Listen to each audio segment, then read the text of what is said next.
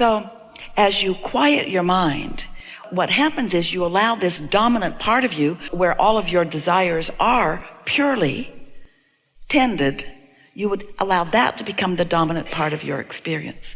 And when that happens, then as you come back out of your meditation, back into your physical awareness, often just before you come back in, you begin to be aware, or we like to call it receive, some thoughts or impulses. And when your thought or impulse comes from that vibrational environment, it's always a thought or an impulse that will serve you in terms of what you really want. If your thought or impulse comes from a place where your mood is negative, then it usually not only does not serve you, it usually perpetuates the very thing that has been bothering you. And so we've been saying to our friends, make a decision to meditate on Sunday, and it'll take you 15 minutes, maybe 20. We wouldn't set aside more than 20 minutes. But as you quiet your mind, it might take you 10 or 11 or 12 or 13 minutes to even get to the place where you are feeling some detachment. But that's enough. Once you feel that detachment, then your work in your meditation, which is progressive, by the way, has been done. So then get out into your world and take life as it comes to you, because you have no choice. Life is going to come at you as your point of attraction dictates. Don't squirm around in it. Don't try to think your way out of it. Don't try to convince anybody of anything, because you're not going to be able to. Just let life come at you, and it will come, and it will demonstrate what your current point of attraction is. So let it happen, because why? You haven't got any other choice. Oh, you could go back and meditate again, but we would wait until Monday morning. And then we'd meditate, and we'd get into that vibration of non-awareness. And then as the impulse comes, we'd go out into our day, and we'd go as far as we could go. Let life come at you, because it will, because you are attracting it. But the good news is, all the time that contrasting experiences or not contrasting experiences are coming to you, in other words, wanted and unwanted, you are shoring up your vortex with even more affirmation. And so then meditate on Tuesday and go as far as you can go into the day, and then meditate on Wednesday and go as far as you can go into the day, and meditate on Thursday. And after a week or two of this, what you begin to notice is your mood is really improved, because your dilution of the pure positive energy and the perspective of who you really are is making some headway into your day-to-day vibrations. We want to offer to you a statement that you probably will not want to hear from someone like Abraham, who has been in your mind perhaps a proponent of positive thought. But when you're over here in this manifested part of your life experience, and you're trying to think your way out of something, you can't get there from there, because the thoughts that are coming to you are the same resistant thoughts that you've already got going on. But when you quiet your mind, you see, you didn't put your desire to sleep. You just put your resistance to sleep when you meditated. Your desire, which is being tended by your inner being, still remains powerful and active.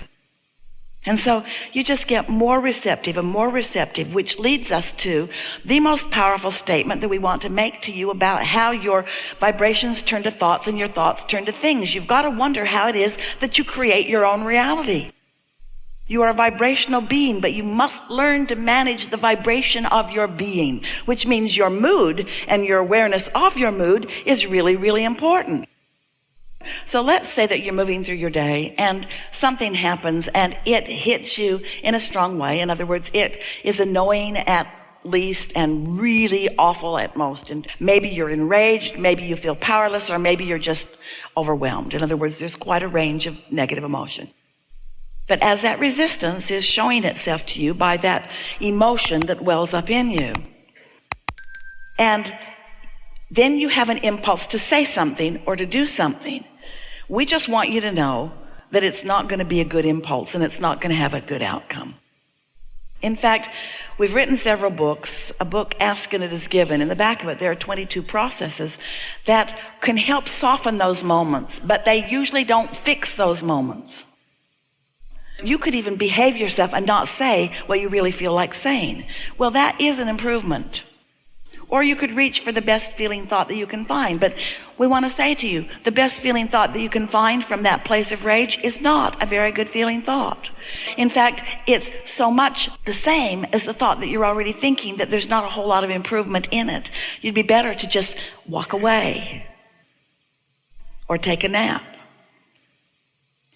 So what we're really getting at is, once you have momentum going enough that you're feeling strong emotion about it, you can't get there from there.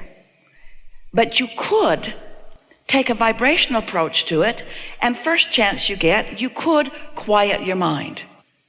You could sit in a comfortable room and wear comfortable clothing.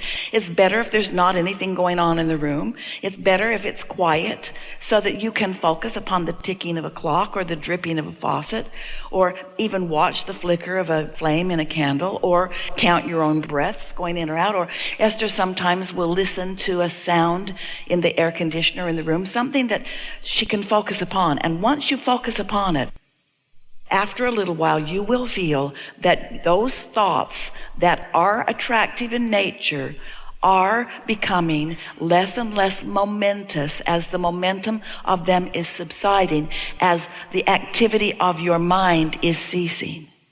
And then, now, you are in the better position to receive an impulse that will really serve you. That really is the entire process of meditation. Quiet your mind by focusing upon something not very important. So take away from this part of our conversation. You can't get there from there. So stop trying to talk other people into things that you want them to know, because they're not listening.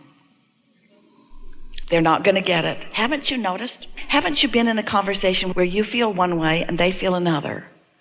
And so you talk and they talk, and the more they talk, the more you talk. And the more you talk, the more they talk. And do you ever change each other's minds, or do you just sort of dig in? Well, you know what we're talking about, don't you? And we didn't mean to bring that up, because now you've got it going. Yes, we did. So you know what we're talking about. Well, you've got that going on within you all the time. A desire and a belief is like two parts of yourself having a conversation. But the thing is, your inner being is not ever going to join you in your negative thought. And once you understand that, so that you are willing to do whatever it takes to go in the direction of who you really are, to go with the flow, to follow those impulses, then you get to experience the deliciousness of the universe and law of attraction, bringing the cooperative components together, and you actually being one of those impulsive cooperative components, where you get an impulse, which means you are a cooperative component to what's going on. And as you're a cooperative component, then you get to watch the unfolding of it. And we acknowledge in the beginning, those impulses don't feel that important. I think I'll go sit over there. Now I think I'll go sit over there. I think I'll go sit over there.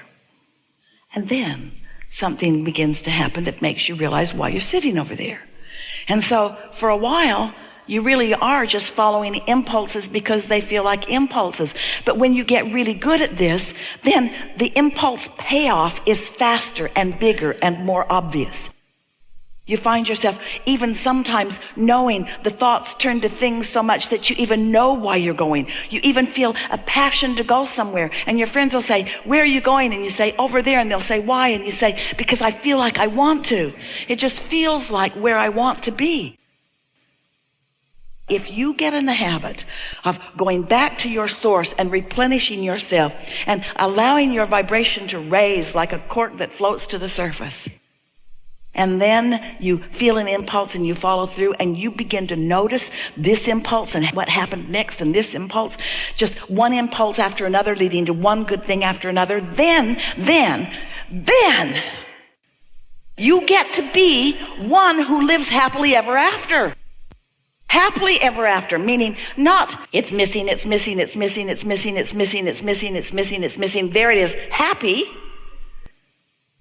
No, happily ever after. Happily in this impulse and in this one and in this one, because you've figured something out. You have come to be one of the not very many so far who know, or you knew it when you were little, but they trained it out of you.